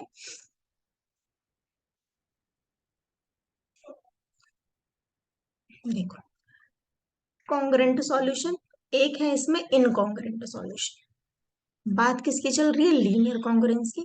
जब भी हमें कोई सॉल्यूशन मिलेगा, सो हम उसको बोलेंगे कि भाई वो इनकॉन्ग्रुएंट है। ठीक है, इनकॉन्ग्रुएंट का क्या सेंस निकलेगा वो देखना है, नहीं कि ये एमसीक्यू में आएगा और इसी में एग्जामिनर आपको कंफ्यूज कर देगा। तो ये जो मैं बताने जा रही हूँ उसको ध्यान से देखिए, इसलिए मैं आपको पहले ही अवेयर कर रही हूँ कि मैं क्या करने जा रही हूँ। पहले बस डेफिनेशन बता देती हूँ। Integer that satisfy a linear congruent modulo m and belong to the same residue classes are called congruent solution. ठीक है, ये मैं रेसिड्यू की भी बात करूंगी क्या होगा। If they belong to different residue classes and they are incongruent solution, integer must satisfy a linear condition. यानी कि जो सॉल्यूशन एग्जिस्टेंस में होंगे, हम यहाँ पे लैंग्वेज यूज करेंगे इनकॉन्ग्रुएंट सॉल्यूशन, और फिर वहां से कुछ रेसिड्यू क्लासेस हमें बनानी होती है और फिर वो कॉन्ग्रुएंट में जाती है। तो थोड़ा सा सब्र रखना है इस वाले चैप्टर में। बड़ा एक बार समझ में आ जाएगा ना, फिर नहीं लगेगा टफ, बिलीव मी। आप देखते हैं कि मैं क्या कहना चाह रही हूँ। जैसे ये वाला क्वेश्चन है, मैं करा चुकी हूँ ये इसका, पर मैं इसी का ही काउंटर एग्जाम्पल में एक देती हूँ। इसी टाइप का मैं क्वेश्चन करा चुकी हूँ आपको, इसका काउंटर एग्जाम्पल देती हूँ कि क्या है। पेशेंस बना के रखना है। देखो, 4x is congruent to 7 modulo 5 है। ठीक है, तो मैंने 5 से देखा छोटे के जो पॉसिबल रिमाइंडर्स हैं 5 के, वो मैंने ले लिए 0 1 2 3 4। ठीक है, मैंने इसके पॉसिबल रिमाइंडर रखे और 0 1 2 3 4 सब पे कॉन्ग्रुएंसी चेक की। हमारे पास एक ये वाला जो है x इक्वल्स टू 3 पे ये वाला सेटिस्फाई कर गया। यानी कि जब मैंने 12 को 12 5 और सॉरी जब मैंने 7 को 12 में से माइनस किया, तो ये 5 से प्रॉपर डिवाइड हो रहा है, और किसी में भी आप चेक करोगे किसी में भी नहीं हो रहा है। तो इस केस में हम क्या बोलेंगे? x equals to 3। ठीक है, एग्जामिनर दे देगा how many solution it have, या फिर x equals to 3 it has incongruent solution या कॉन्ग्रुएंट सॉल्यूशन, ऐसे बोल देगा। हमें क्या लिखना है? जब ये x इक्वल्स टू 3 आ गया ना, is the only incongruent solution. क्या है? Only in one and only one incongruent solution. एक से ज्यादा चीजें भी सेटिस्फाई कर सकती हैं, ऐसा थोड़ी ना कि एक ही करेगा। उस पे भी बात करेंगे। तो यहाँ पे हमारे पास one and only one solution है। अब क्या है, हमारी स्टेटमेंट में क्या था कि इनकॉन्ग्रुएंट होने चाहिए और डिफरेंट डिफरेंट किसमें? रेसिड्यू क्लासेस में। तो रेसिड्यू के केस के अकॉर्डिंग हम डिसाइड करते हैं कि भाई इसमें कितने सॉल्यूशन है, या मतलब डिफरेंट क्लास में जाएंगे या सेम क्लास में जाएंगे। अब देखो, हमें रेसिड्यू क्लास को हम इस टाइप से लिखते हैं, और रेसिड्यू क्लास बनाने का तरीका यहाँ पे है 3। मॉडुलो कितना है? 5। इसमें आप 5 ऐड कर दो, कितना आ जाएगा? 8। 8 में 5 ऐड कर दो, 13 एंड सो ऑन। यहाँ पे माइनस में चले जाओ, -2 आ जाएगा, -5 -7। सो इनमें से आप कोई भी नंबर पिक करोगे ना, ये इस पूरी की पूरी इक्वेशन को सेटिस्फाई करेंगे। ये होता है रेसिड्यू का मतलब। ठीक है, रेसिड्यू का मतलब यानी कि हमने रेसिड्यू क्लास बनाई, 3 जो हमारे पास आंसर आया। ठीक है, और उसमें हम लेफ्ट और राइट साइड माइनस और प्लस का, यानी कि राइट साइड हमने +5 करता करता शुरू कर लिया, और लेफ्ट साइड हमने -5 का -5 करते चले गए। तो जितने भी नंबर्स है, there are infinitely many numbers, they all satisfy this equation. ठीक है, ये मैं इतना थ्योरी इसमें इंक्लूड नहीं कर सकती थी, इसलिए मैंने समझाया है ये। अब जैसे यहाँ पे रेसिड्यू क्लास बनी 3 एंड 5, 5 सॉरी 8, तो यानी मैं x इक्वल्स टू 8 रखूं तो क्या ये सेटिस्फाई होगा? बिल्कुल होगा। देखो कितना होगा, 8 4 8 32 इज कॉन्ग्रुएंट टू 7 मॉडुलो 5। देखो भाई, क्या 5 डिवाइड कर रहा है 32 -7 को? 5 यहाँ पे कितना आ गया? 25। बिल्कुल सेटिस्फाई कर रहा है। ठीक है, एक देख लो, इसमें -2 भी आएगा। मान लो हम लेफ्ट साइड जाते हैं तो -2 आएगा। तो यहाँ पे कितना आ गया? -8 इज कॉन्ग्रुएंट टू 7 मॉडुलो 5। तो क्या 5 डिवाइड कर रहा है -8 -7 को? तो कितना आया? 5 माइनस का 15। बिल्कुल ये इसको डिवाइड करता है। नेगेटिव वाला केस भी लेते हैं। ठीक है, सो यहाँ पे हम क्या लिखेंगे? x equals to 3 is the only incongruent solution.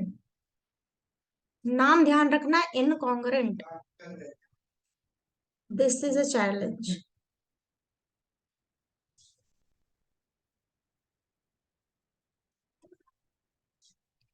Residue classes बना दी मैंने, R3 से डिनोट कर दिया, और हम इस टाइप से भी इसको डिनोट करते हैं। This set contains all the congruent solution, this is main. ठीक है, अब हम जो मैंने आपको एक ऊपर जो पॉइंट पढ़ाए थे कॉन्ग्रुएंट और इनकॉन्ग्रुएंट, वो देखना। अब इसमें क्या है, एक रेसिड्यू क्लासेस है और ये क्या है, सेम रेसिड्यू में है। तो जितने भी सेम रेसिड्यू में हुए ये सारे नंबर्स, वो क्या कहलाएंगे, congruent solution. x equals to 3 incongruent, और इसकी जो रेसिड्यू से जो नंबर बने उनको बोल दिया हमने कॉन्ग्रुएंट सॉल्यूशन। सो फिर से एक बार वो पॉइंट देखते हैं, फिर आपको समझ आ जाएगा। देखो, integer that satisfy a linear congruent model of M and belong to the same residue classes are called the congruent solution. If they belong to different residue classes, different यानी कि जैसे यहाँ पे एक 3 आ गया, हो सकता है इसका आंसर कुछ 6 भी आ रहा होता, are called the incongruent solution. तो डिफरेंट डिफरेंट रेसिड्यू क्लासेस बनेंगी ना, यहाँ पे तो एक ही क्लास बनी हमारे पास 3, और इसके अंडर में जो है वो कॉन्ग्रुएंट सॉल्यूशन, इसके जो अंडर में आते हैं वो भी क्या होते हैं, कॉन्ग्रुएंट सॉल्यूशन। तो ये इसका मतलब होता है। ये बुक्स में ना काफी क्लियर नहीं देना होता, मतलब दिया हुआ नहीं होता। अब देखो ये वाला, इसमें हाँ 2 रेसिड्यू क्लासेस बनेंगी, इस वाले एग्जाम्पल को कर लेते हैं। देखो, 8 इज कॉन्ग्रुएंट टू 10 मॉडुलो 6, ये है आपके पास। अब यहाँ पे हिट एंड ट्रायल यानी कि 6 है, तो 0 1 2 3 जितने भी रिमाइंडर्स बचे उन पे हमने सेटिस्फाई कर लिया। अब देखो ये सेटिस्फाई करना क्यों जरूरी होता है एक्चुअली, अदरवाइज हम इसको एक तरीके से और कर सकते थे ना। जैसे मैं बता देती हूँ, यहाँ पे है 8x इज कॉन्ग्रुएंट टू 10, क्योंकि वो तो डिपेंड करता है ना हमारा एमसीक्यू क्या है। मान लो ये है, तो देखो यहाँ पे कितना है, 8 एंड 5, तो मैं डिवाइड भी कर सकती हूँ उसको। This is 4x congruent to 5 modulo 6। ठीक है, तो मैंने 2 से डिवाइड कर दिया, इसमें मत कर देना, इस कॉन्ग्रुएंट टू 5, तो मैं इसको 4 इनवर्स लेके आ सकती हूँ मॉडुलो 6। अब देखो यहाँ पे 4 है, मुझे 4 मल्टीप्लिकेटिव इनवर्स चाहिए, तो 4 1 जा 4, 4 2 जा 8, 6 से मैंने इसको डिवाइड किया, रिमाइंडर 2 आया, 4 3 जा 12 डिवाइडेड बाय 6, तो रिमाइंडर 0 आ गया, 4 4 जा 16, 16 को 6 से किया तो कितना आया, आ गया हमारे पास 6 आ गया, 5 से 20, 6 से करोगे 6 चौक 24, उससे बिफोर रिमाइंडर कंप्लीटली डिविजिबल हो जाएगा, यानी रिमाइंडर 0 बच जाएगा हमारे पास। अच्छा, तो और क्या हो सकता है वो देखना है, यानी हमें तब तक देखना है जब तक 1 ना आ जाए। तो आप देख लेना, 7 चौक 28, आप इसको 6 से डिवाइड करना चाहोगे, जो मैंने तरीका बताया, 1 ऑफ द सॉल्यूशन हो सकता है उसका। 6 चौक 24, 4 नहीं, 8 6 4 8 32, 6 से डिवाइड करो, 6 से 36 होता है, 6 पंजे 30, यहाँ पे भी 2, तो कहीं पे मुझे बनता नजर ही नहीं आ रहा। और देखते हैं, 4 नहीं 36, 6 से डिवाइड हो जाएगा, नहीं आ रहा। अच्छा, ये क्यों नहीं हो रहा पता है, इसका भी एक रीजन है, बिकॉज ये 4 और 6 जीसीडी 1 नहीं है। ठीक है, पर कोई बात नहीं, मतलब इसका एक तरीका है, वो शॉर्टकट है सॉल्व करने का, ये चीज ध्यान में रखना जरूर है। पर जब आ ही नहीं रहा तो क्या कर सकते हैं। होप मैंने कुछ गलत नहीं की हो, यहाँ पे 4 3 12 तो रिमाइंडर 0, 4 चौक 16 तो 6, 7 चौक 28, 2 नहीं आएगा। ठीक है, तो ये चीजें थोड़ा सा माइंड में रखना है कि सॉल्व कैसे करना है सारी चीजें। तो सबसे इजी रहता है हमारे पास, ये 0 1 2 3 4 5 सब में रखो, और देखो कहाँ कहाँ सेटिस्फाई कर रहा है। इस पे भी इसी पे सेटिस्फाई कर रहा है, एक्स इज इक्वल्स टू 5 पे। तो मैं एक बार देखूं, 4 इंटू 5, 5 20 होता है, 6 3 18, 2 आएगा नहीं।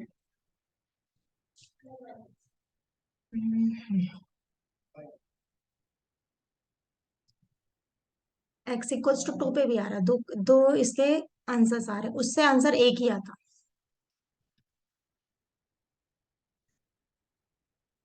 एक्स इक्वल्स टू 2 पे और एक्स इक्वल्स टू 5 पे ये चीज सेटिस्फाई कर रही है, ये आप करोगे ना आपको समझ आ जाएगा। फिर रेसिड्यू क्लास 2 और रेसिड्यू क्लास मैंने बनाई 2 की, तो यहाँ पे ऐड किया 6 6 सभी में, 8 + 6 14, यहाँ पे -6 किया, -4, यहाँ पे 5, तो यहाँ पे मैंने क्या किया, 6 ऐड करना है, यानी कि जिसके अंडर मॉडुलो लेते हैं ना वो ही करना है। सो R2 contains all the congruent solution and residue clause of this. अच्छा, अब एक और बात,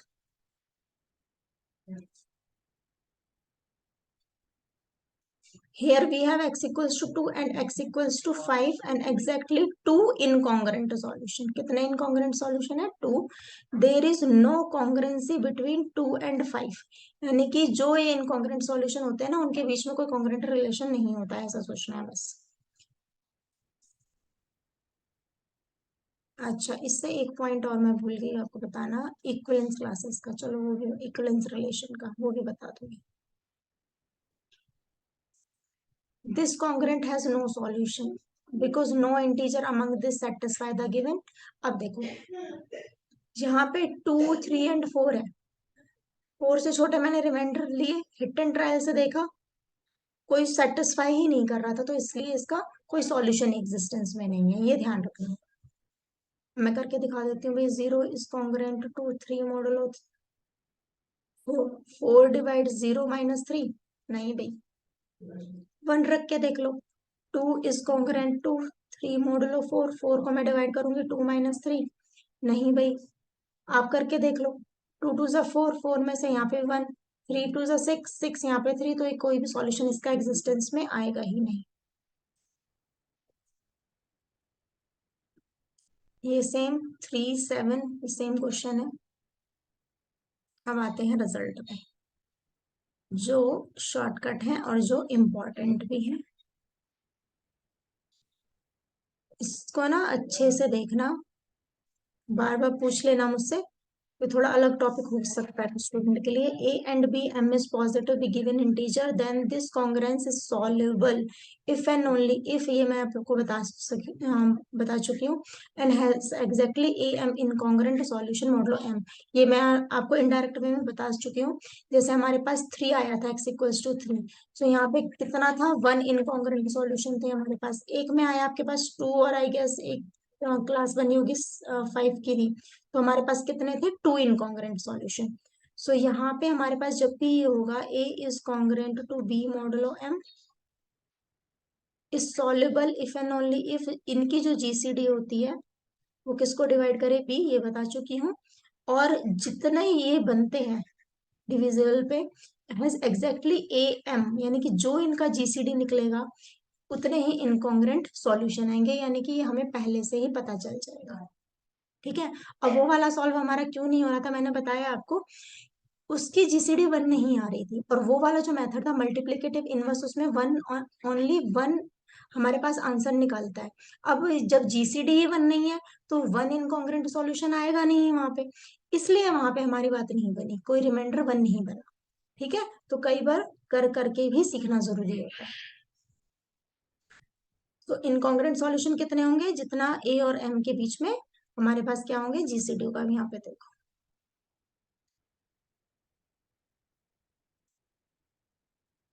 find the solution of all this congruence. अब बात बन जाएगी. देखो, 20 30 इनके बीच का जीसीडी 10. क्या 10 डिवाइड करता है 4 को? नहीं करता. नहीं करता, डायरेक्ट लिख दो नो सॉल्यूशन. ये क्वेश्चंस होते हैं आने के. ठीक है. नेक्स्ट 20 34. यहाँ पे 20 और 4 का जीसीडी लो 4. क्या ये 4 डिवाइड करता है 30 को? नहीं करता, तो भाई नो सॉल्यूशन. ठीक है. बस पहले ये चेक करना है. जो भी लीनियर कॉन्ग्रुएंस हम जो पीछे भी निकाले हैं या आगे जो भी निकालने जा रहे हैं, तो सबसे पहला काम, वो तो मैं आपको तरीका बता रही थी कि कैसे निकालना है. मान लो एग्जाम में ये क्वेश्चन आता है कि इसका कौन सा सॉल्यूशन है, तो वहां पे एक नो सॉल्यूशन भी लिखा होगा. तो सबसे पहला काम जो हमें चेक करना है वो देखना है भाई इसकी जीसीडी और इसकी जीसीडी निकाल दो और देखो क्या ये इससे डिवाइड कर रहा है या नहीं. डिवाइड ही नहीं कर रहा तो नो सॉल्यूशन आएगा. बस बात खत्म, आगे कुछ करना ही नहीं है. अब आते हैं ये वाला. How many solution are there to each of the following congruence? 15x 25 35. देखो इन दोनों का जीसीडी आया 5. 5 डिवाइड कर रहा है 25 को. ठीक है. अब देखो GCD of a comma m, यानी कि जितना जीसीडी आया इन दोनों का कितना आया? 5. और ये 5 डिवाइड कर रहा है भाई बी को भी, इस 25 को भी, तो सॉल्यूशन क्या होगा, एग्जिस्ट करेगा। और ये सॉल्यूशन कितने होंगे नंबर में, जितना ये जीसीडी आएगा। तो देयर आर 5 कैसे सॉल्यूशन, इनकॉन्ग्रुएंट सॉल्यूशन। कैसे सॉल्यूशन, इनकॉन्ग्रुएंट सॉल्यूशन। तो 5 सॉल्यूशन यहाँ पे हमारे पास निकलेंगे। तो क्वेश्चन इतना भी पूछ सकता है कि इसके 2 सॉल्यूशन आएंगे, 3 सॉल्यूशन आएंगे, 5 सॉल्यूशन आएंगे, तो ये भी एक इजी है। तो इसका एमसीक्यू क्या बनता है, इन दोनों का जीसीडी निकालो, इससे डिवाइड करके देखो, डिवाइड कर रहा है तो सॉल्यूशन एग्जिस्टेंस में है, और एग्जिस्टेंस में है और कितने नंबर होंगे, जितना उनका जीसीडी आ रहा होगा। ठीक है, जो इसको डिवाइड कर रहा होगा। इनका जीसीडी डिवाइड ही नहीं कर रहा है तो नो सॉल्यूशन आ जाएगा। और जो सॉल्यूशन होंगे कितने होंगे, 5 होंगे, या किसी केस में 3 होंगे, वो सारे के सारे सॉल्यूशन का नाम हम क्या बोलेंगे, इनकॉन्ग्रुएंट सॉल्यूशन। और उन इनकॉन्ग्रुएंट सॉल्यूशन से जो रेसिड्यू क्लासेस बनेंगी, उनके अंदर होंगे हमारे पास कॉन्ग्रुएंट सॉल्यूशंस। ठीक है, यहाँ पे 15 है, 35 है, 5 है, 5 डज नॉट डिवाइड 24, तो no solution, hence it has no incongruent solution।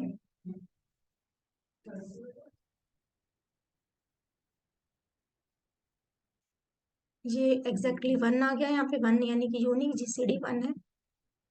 अच्छा ये देखो, मैंने लेंथी प्रोसेस से सॉल्व करके दिखाया हुआ है आपको, आपकी इच्छा हो तो आप उसको देख लेना।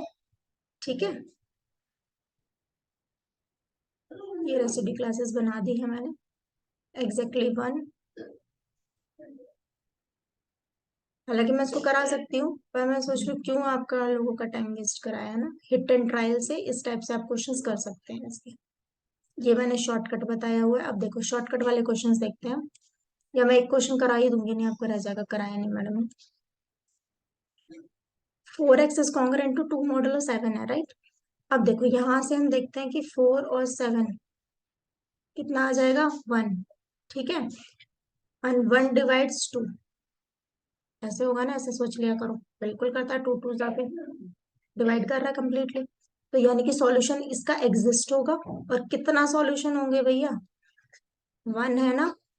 तो यूनिक सॉल्यूशन, जैसे यूनिक सॉल्यूशन हमें नजर आ जाए, फिर आपसे पूछ ले भाई वो एक्स इक्वल्स टू कितना है, तो या तो हिट एंड ट्रायल से ऑप्शन से एलिमिनेट कर दो, या फिर भाई हमें 1 सॉल्यूशन का तो पता है, मल्टीप्लिकेटिव इनवर्स ले डालो। मल्टीप्लिकेटिव इनवर्स कैसे लेते हैं, इस 4 को लेके गए 2 के पास, 4 इनवर्स।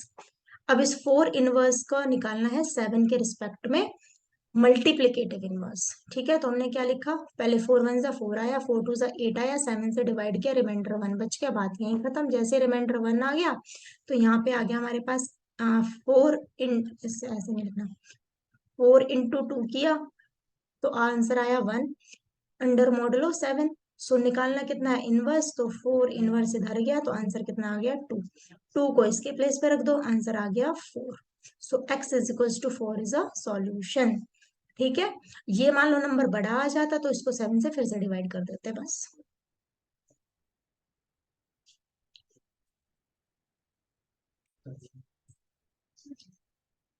ये वाला भी सेम है, 1 है तो सॉल्यूशन एग्जिस्टेंस में है। यहाँ पे देखो ग्रेटर आया होगा तो मैंने कर दिया होगा, ये सेम क्वेश्चन एक दो एग्जाम्पल मैंने ले दिया। अच्छा, अब एक ये वाला मन में तसल्ली रहे, इसलिए ये वाला लेंथी मेथड जो बुक्स में दिया हुआ है कि वो कैसे करना होता है। क्योंकि यहाँ पे मैंने बोला ना कि एक रेसिड्यू क्लासेस बनेगी, रेसिड्यू क्लासेस में क्या, अच्छा ये वाला जो बताया था कि भाई x1 सॉल्यूशन है, तो इसमें किस टाइप के, एम के टाइप के सॉल्यूशंस होंगे। तो ये वाले एम के कहाँ से आएंगे, ये तो 26 है, यानी कि इसमें 26 को कीप ऑन एडिंग करते हुए जो रेसिड्यू क्लासेस बनती है, वो सारे इसके सॉल्यूशन होंगे, वो सेंस होता है इसमें, बस और कुछ नहीं। अब देखो, मैं बस बताने के लिए बता देती हूँ ये वाला, पर आपको पता होना चाहिए। यहाँ तक तो सबको कोई दिक्कत नहीं है। 5x is congruent to 2 modulo, यहाँ पे मैंने दिखा 5 और 26 है, इसको सॉल्व करना है, 1 आ गया यहाँ पे।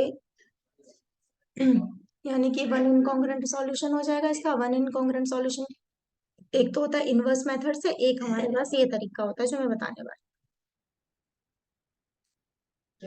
देखो भाई यूक्लिडियन से करेंगे इसको। देखो 26 है और यहाँ पे कितना है, 5। ठीक है, तो और सब कुछ भूल जाना है, लास्ट में हमें एक्स ही मिलेगा। तो जो मेथड हम करते हैं वो कैसे करते हैं, ये है 26, 5 5 यहाँ पे बचा 1 1। अब इसको यूक्लिड फॉर्म में हम कैसे लिखेंगे, यहाँ पे होता है 26, इन दोनों का प्रोडक्ट लिख देते हैं, +1, यही होता है ना, यही तरीका है। फिर नेक्स्ट स्टेप में यानी कि हमने जीसीडी निकाली, इस 5 को लिखा कैसे, 1 × 5 और रिमाइंडर कितना आया, 0। ठीक है, अब यहाँ पे ये क्या आया आपके पास, रिमाइंडर। अब हमेशा पीछे वाले स्टेप पे जाओ, जहां रिमाइंडर हो सकता है 5 to 6 स्टेप लगे हैं इसमें, लेकिन जहां पे भी हमें रिमाइंडर 0 बचे, ठीक है, और जो हमारा जीसीडी आया हो, नेक्स्ट स्टेप पे चले जाओ और उसकी वैल्यू निकालो। यहाँ 1 = कितना हो जाएगा, 26 - 5 × 5, कितना हो जाएगा, 5 × 5।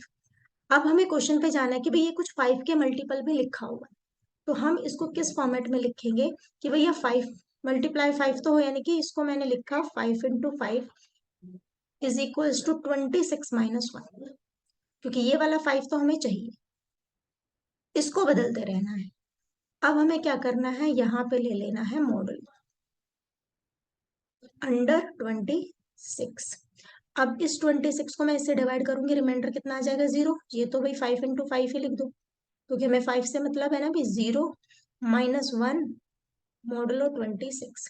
तो ये आ गया हमारे पास 5 × 5 इज कॉन्ग्रेंट टू, मॉडलो आ गया, कॉन्ग्रेंट आ गया, -1 मॉडलो 26।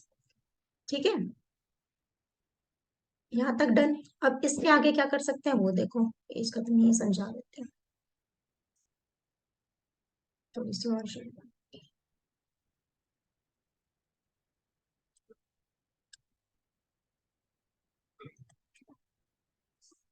हम कहाँ तक पहुंच गए थे, हमारे पास आ गया था 5 × 5 इज कॉन्ग्रेंट टू -1 मॉडलो 26। अब देखो, अब हमें इनमें ना बड़ा दिमाग लगाना पड़ेगा, या -1 है तो मैंने माइनस का यहाँ ले गई इसको, किसी का मल्टीप्लाई कर सकते हैं ना, 1 मॉडलो 26, यहाँ पे आ गया हमारे पास 25। अच्छा, अब क्या कर सकते हैं, हमारे पास जो एग्जाम्पल है, एग्जाम्पल में हमारे पास कितना है, 5x is congruent to, reminder हमें 2 तक लेके जाना है, तो यहाँ पे 2 कब आएगा, जब हम दोनों साइड 2 का मल्टीप्लाई कर देंगे,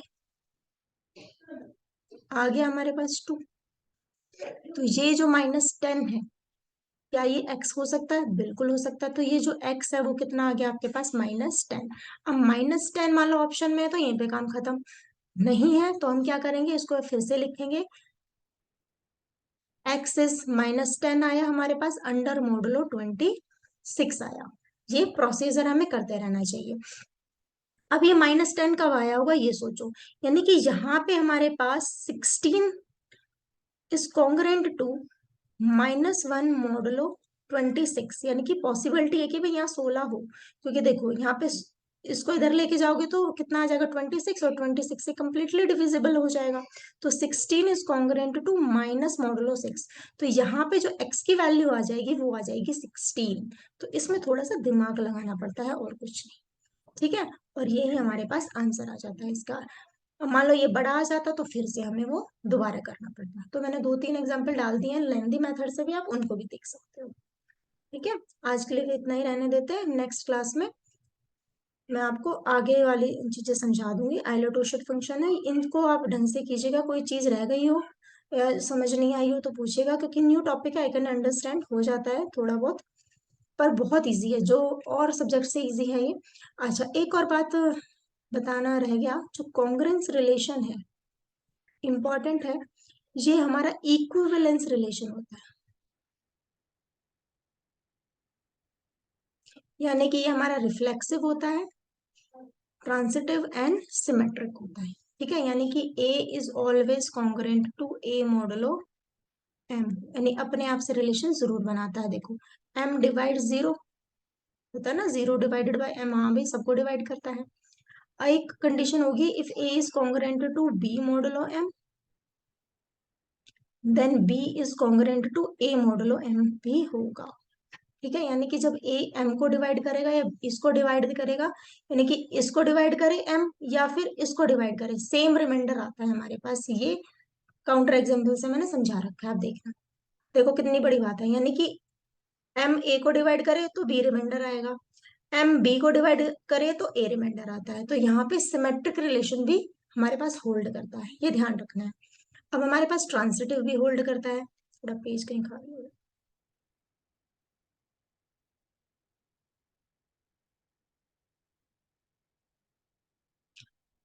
अब मान लो हमारे पास है A is congruent to B modulo M, B is congruent to C modulo M. ऐसे चलता है ना ट्रांसिटिव में, ए बी से और बी सी, ए बी तक है बी सी तक है तो ए सी तक भी है, तो यहाँ पे ए बी तक है और बी किस पे है, सी तक है, तो A is congruent to C modulo M भी होता है, that is transitive property holds. तो ये क्या हो गया हमारे पास, इक्विवेलेंस रिलेशन हो गया। ठीक है, so that's it for this class. Next class में हम काफी इंपॉर्टेंट चीज पढ़ेंगे।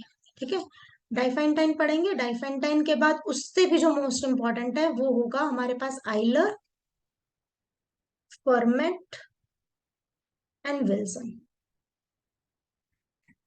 ठीक है, ये आपको मैं 3 क्लासेस में भी लगेंगी, तीनों क्लासेस एक साथ अपलोड करवा दूंगी। ठीक है, okay, bye bye and take care.